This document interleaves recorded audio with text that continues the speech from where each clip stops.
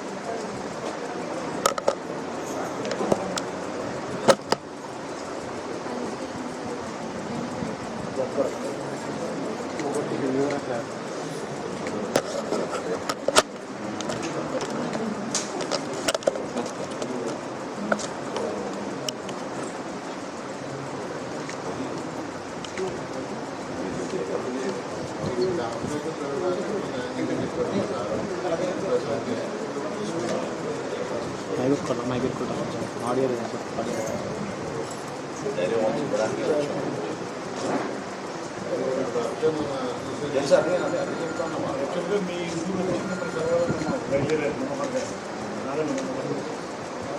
మీరు హాస్పిటల్ పాప యాక్సిడెంట్ ఉన్నారు అక్కడికి చూసారు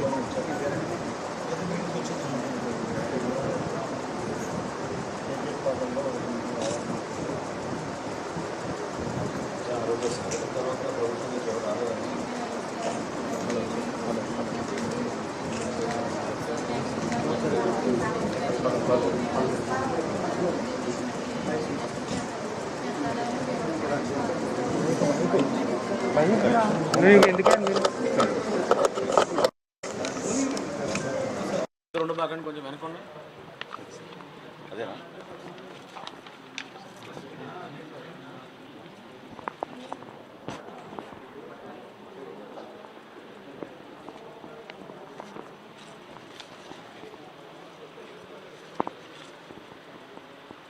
సో ఆ రోజు సంఘటన జరిగిన తర్వాత ఏం జరిగిందమ్మా?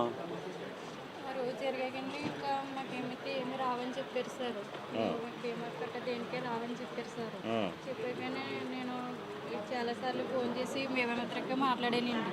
మాట్లాడితేనే మీకు వస్తాయి అని చెప్పారండి. తర్వాత అన్నారండి లాస్ట్కి వచ్చేటప్పటికి 2 సంవత్సరాలు అయ్యాక తర్వాత మీకు రావమ్మా, మీకు ఆ సీజన్లో చనిపోయిన వాళ్ళందరికీ 70 మందికి పోనీ అంటే మీది అందరూ పేరేనమ్మా, మీకు రావని చెప్పారండి. రావన్నారని నేను చాలా విధంగానే ప్రయత్నం చేశానండి. రావన్నారని ఇంకా వదిలేస్తాను సార్. వదిలేస్తే తర్వాత మాకు ఎక్కడో అమలాపురం నుంచి ఒక లెటర్ వచ్చింది సార్. ఇలాగ వ్యవసాయం ద్వారా చనిపోయిన వాళ్ళందరికమ్మా లెటర్లు పంపించాము, నీకు లెటర్ పంపిస్తున్నామమ్మా, నువ్వు మీ ఎంఆర్ ఆఫీస్కి కలెక్టర్ ఆఫీస్కి ఇక్కడ లెటర్లు ఫిలప్ చేసి 4 దిక్కులకు పంపించమని చెప్పారు సార్. అలాగే పంపించానండి. పంపించాక ఈఆర్ఓ గట్ట వచ్చారండి, ఆయన గట్టన. తర్వాత ఆర్ఐ గారు వచ్చారండి. మళ్ళీ ఆర్ఐ గారు వచ్చి రాస్తానని చెప్పారు. తర్వాత అప్పుడు వచ్చారండి. మీరు ఇలా పెట్టుకున్నారంట కదా. జరిగినప్పుడు ఎవరు రాలేదా? అప్పుడు రాలేదు. అధికారులు ఎవరు రాలేదా? రాలేదు. అవునమ్మా, అది అందుకని అంటే ఎఫ్ఐఆర్లో క్లియర్గా ఉంది కదా, ఆయన ఆత్మహత్య కబుల్ కార్డు కావాలమ్మా అని పక్కాగా చెప్తున్నారండి. మీరు ఏం చేసినట్టు ప్రూఫ్ కావాలి కదా, క్లారిటీగా అదే కావాలి నాకు అని ఈఆర్ఓ గారు ఇందాక కూడా వచ్చారు. పథకం ఎందుకు వచ్చింది మధ్యలో? బీమా పథకం అని ఇలాగ బీమా అని పెట్టారండి. అప్పుడు తర్వాత అకస్మాత్తుగా చనిపోయారు కదా, బీమా అంటున్నారండి వాళ్ళు. నాకు అది తెలియక అడిగితే ఇలాగని చెప్పారండి. నేను మళ్ళీ మీతో మాట్లాడతానమ్మా, కితాన్ గారు కానీ దుర్గేష్ గారు మీకు మీ అందరికి తెలుసు కదా, లీలాకృష్ణ గారు నియోజకవర్గానికి ఉంటారు.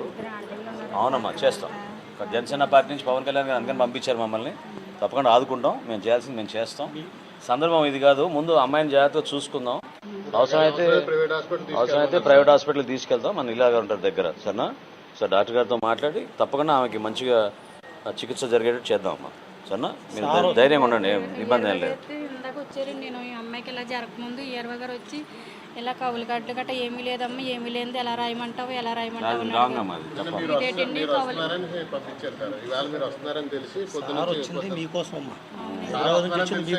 ఇంటికి రావాలనుకుని బయలుదేరాం. లోపల పాప ఇక్కడ యాక్సిడెంట్ ఇలా వచ్చాం అన్నమాట. వచ్చారండి. మళ్ళీ ఆర్ఐ గారు పంపించారమ్మా, అసలు ఏంటి మళ్ళీ రాయమన్నారు అడగమన్నారు అని చెప్పి వచ్చారండి.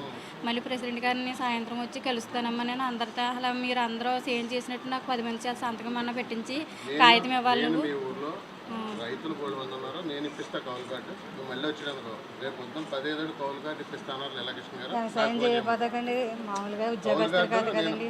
వ్యవసాయం చేసుకోపోతే మనం కూలీలమే కదండి. అమ్మా కౌలు కార్డు నేను ఎవరో రైతులు ఉన్నారు కదా, పాలతో రైతులు తాపేసిన రైతులు గారు నేను ఇప్పిస్తాను. నాకు కావాల్సిన కూడా మంది ఉన్నారు అక్కడ. నేను మా ప్రసాద్ గారు కొంచెం మనం పక్కన మాడతాం, ఎందుకంటే పేషెంట్ దగ్గర వద్దులేండి, నేను ఒకసారి మాట్లాడతాను patient. Possible you take her there, I talk to sister and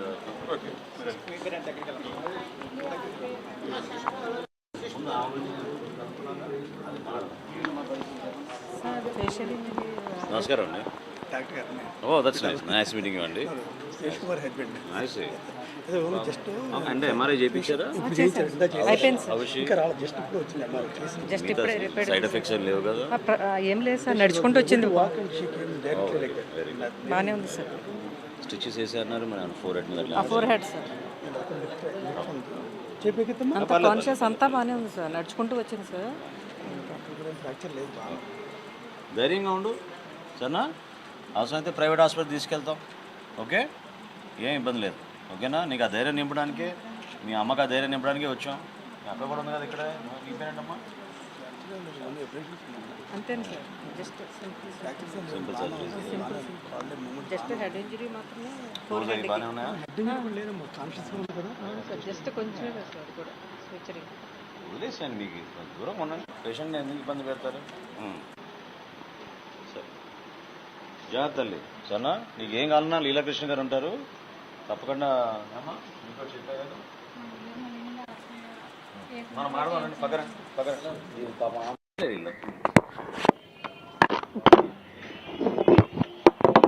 చెప్పడమ్మా. లేనికని చేస్తూనే చూసాను సార్. చేస్తేనే అందులో తెలిసేగా కొన్ని రోజులకి ఆయనకి హెల్త్ బాగాలేదండి. హెల్త్ బాగోకపోతే సడన్గానే రాజమండ్రి తీసుకెళ్తే అక్కడండి హార్ట్ పేషెంట్ ప్రాబ్లం ఉందమ్మా, మీకు పేస్ మేకర్ వేయాలి, హార్ట్ స్లోగా కొట్టుకుంటుందని చెప్పారండి. అందుకే మళ్ళీ పేస్ మేకర్ వేసింది నేనే చేయించుకుని దాయిగా మేము ట్రీట్మెంట్ చేయించుకుని పోలేని హాస్పిటల్లోకి వెళ్ళి తీసుకొచ్చానండి. చేయించాక 7వ సంవత్సరం అండి. ఆ తర్వాత 3 సంవత్సరాలు 2020కి 3వ సంవత్సరం అండి. అప్పటికి అంటే 7వ సంవత్సరం నుండి 2020కి. కానీ అంతకుముందు 3 సంవత్సరాల నుంచి హెల్త్ బాగోక పనిలోకి వెళ్ళకపోయేవారు. నేను పనిలోకి వెళ్ళకుండా ఒక సంవత్సరం ట్రైన్ అయితే చేయలేదు సార్. అలా చేంజ్ చేయలేదండి. అంతకుముందు మేము హైదరాబాద్ వెళ్ళిపోయాం సార్. మేము అంతా చేయించాక మళ్ళీ పనిలోకి వెళ్ళిపోతారు, ఈయన ఇసుక పనికి వెళ్తారండి. కౌలు ఎంత, ఎన్ని ఎకరాలు తీసుకున్నారు కౌలు? అండి మేము 2 ఎకరాలు 3 ఎకరాలు అలాగా కొద్దుకుని అలా చేసుకోవాలి. ఏం వేసేవాళ్ళు? అవి బొండాలో ఇలాగంటారు కదా, వరి వేసేవాళ్ళు. అలా కొద్దుకుని. ఎన్ని బస్తాలు ఇచ్చేవారు మీరు కౌలుకి? నాకు అవన్నీ సరిగ్గా తెలియదు సార్. అంటే మరి ఆత్మహత్యకి కారణం ఏంటి? ఇలాగ అప్పులు అయిపోయాయండి. అప్పులు అయిపోయి ఇంకా నేను హార్ట్ పేషెంట్ ఒకటి అయిపోయాను, నేను ఏమి సంపాదించలేకపోతున్నాను, రూపాయని పిల్లలతో రోజు చెప్పిపోరండి. నువ్వు అలాగ అనుకో, నువ్వు అప్పులు అయిపోతే కొన్ని అయిపోయావు, ఇంకా నేను ఏమన్నా ప్రభుత్వం నుంచి ఏమైనా వచ్చేదా, రైతు భరోసా కానీ అది కానీ? అసలు ఏమీ రాలేదు సార్. ఏంటో రూపాయి రాలేదు సార్. రాలేదని నేను చాలాసార్లు అడిగానండి. అర్జీలు పెట్టుకున్నారా? పెన్షన్ కట్ట పెట్టాను సార్. పెడితే నువ్వు ఆశా వాలంటీర్ అని నేను ఆశాగా చేస్తాను సార్. ఆశా వాలంటీర్ రాదమ్మా అన్నారండి. సర్లే అండి అయితే నేను పెన్షన్ రాదన్నారా? ఆశా వాలంటీర్ పెన్షన్ రాదన్నారండి. దుర్గేష్ గారు తీసుకెళ్తారు కలెక్టర్ గారి దగ్గరికి స్వయంగా మిమ్మల్ని, అదేం ఇబ్బంది లేదు, తప్పదు. కాదని 20 గారు అన్నారు, మీకు ఇలాగే 1,20,000 అయిపోతుంది కదమ్మా, మీకు 10,000 చొప్పున లెక్క తీసుకొని, అందుకని మీకు రాదండి అని చెప్పారు.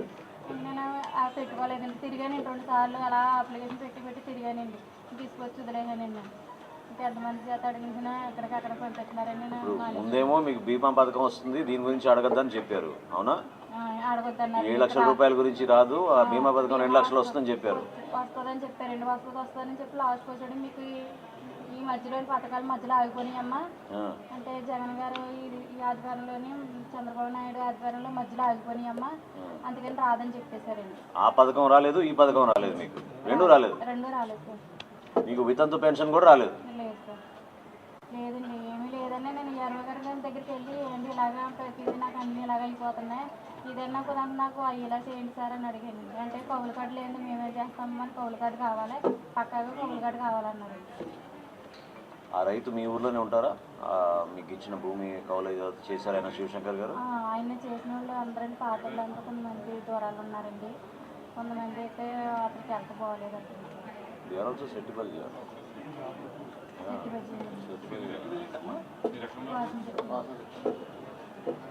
పాపం చాలా కలెక్టర్ వాళ్ళు ఎవరు కూడా పట్టించుకోవడం. ఆటోమేటిక్గా ఆ ముగ్గురు టీం రావాలి. తహసీల్దారు, విఆర్ఓను, రెవెన్యూ ఇన్స్పెక్టరు, ఎస్ఐ ముగ్గురు వచ్చి అదే రోజు ఇన్స్పెక్షన్ చేయాలి. అన్యాయం జరిగింది, చేయాలి. ఇప్పుడు గట్టిగా పోరాడదాం, చేద్దాం. పాపం మీకు ప్రస్తుతం ఇప్పుడు ధైర్యం నింపడానికి మీ అమ్మాయిని జాగ్రత్త చూసుకుంటామా లీలా గారు ఉన్నారు. సరేనా? అవసరమైతే డాక్టర్ గారు వచ్చారు.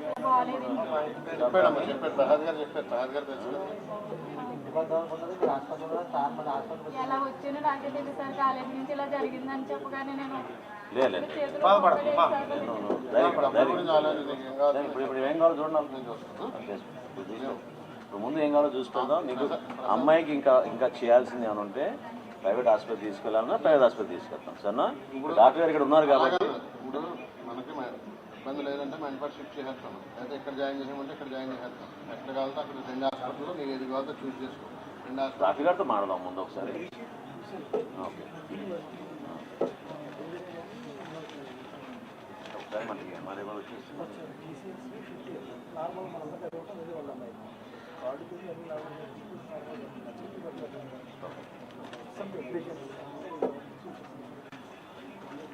ఓకే, బాగుంది. No problem.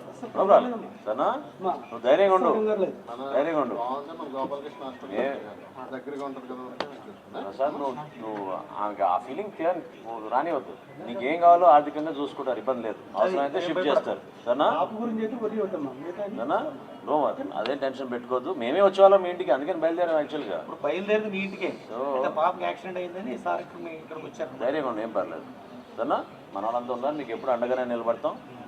ఎప్పుడు కూడా మేము అదేదో ఓట్ల కోసం కాదు మేము మాట్లాడేది, నిజాయితీగా మంచిగా చేయాలని దానికోసమే చేస్తాం. సరేనా? చెప్పింది అమ్మాయి చెప్పింది కదా పాపం. ఎక్కడో చెప్పి నేను అమ్మాయికి హార్టికల్చర్లో ఉద్యోగం వచ్చేలా చేయంటాను. మన దుర్గేష్ గారి దగ్గరే కాబట్టి అలా రోజు వెళ్ళినా నేను చూస్తాను.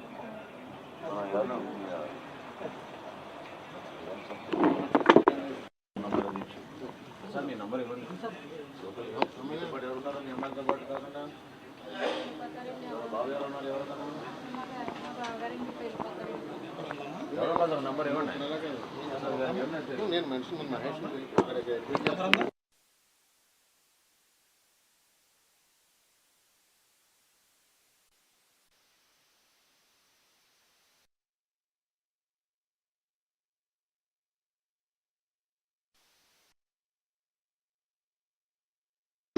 జాగ్రత్త చూసుకోవడం చెప్పు.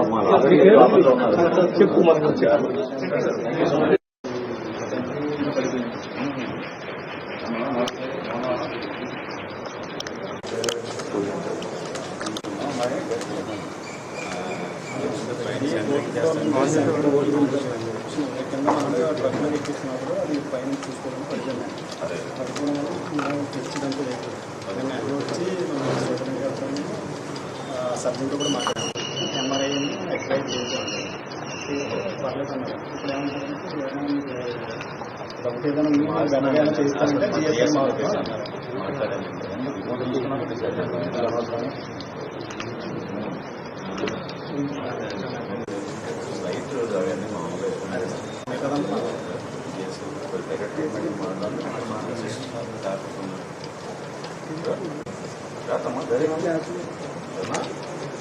మూమెంట్ లేకుండా ప్రశాంతంగా ఉంటుంది.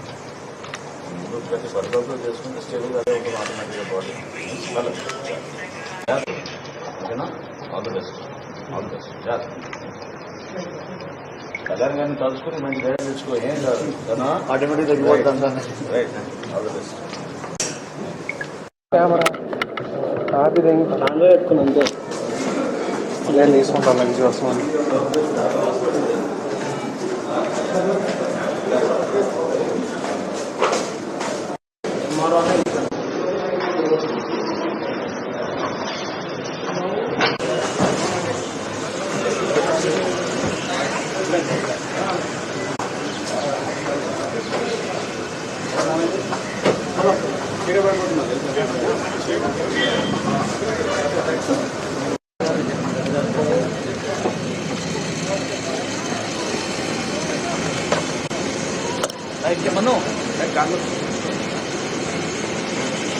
నాని అన్నీ